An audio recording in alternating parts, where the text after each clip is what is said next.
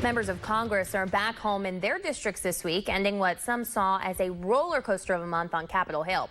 The DACA debate is still going on, but lawmakers did manage to pass the first stage of a 2-year spending bill signed into law by President Trump. Christine Frizzau takes a look at how some supporters of the bill have largely changed their tune in the last few years when it comes to fiscal responsibility. It was one of the defining principles of the modern-day conservative movement. You can't spend more money than you bring in, and that's a fairly simple concept, isn't it? That was Congressman Rob Bishop in 2013, reacting to President Obama's budget. And this is him now. The deal is extremely good, especially for the military. Congressman Bishop is just one of 24 members affiliated with the Tea Party, which voted in favor of the Bipartisan Budget Act of 2018.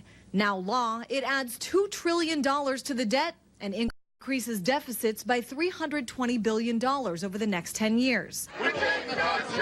The Tea Party movement at its core stood for fiscal responsibility and helped sweep Republicans into power in the House in 2010. Today, it's often linked with the House Freedom Caucus, and some members did vote against it. Sure, I think this budget does go against the fundamental, tenets of not only the Tea Party movement, but all fiscal conservatives. It's one of the reasons why I voted against it.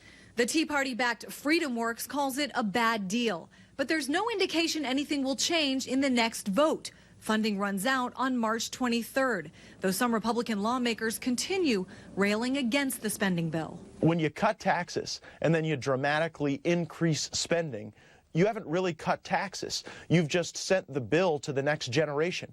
That concept helped get dozens of GOP lawmakers voted into office under President Obama. Since then, many have changed their tune, seemingly more interested in making a deal under President Trump.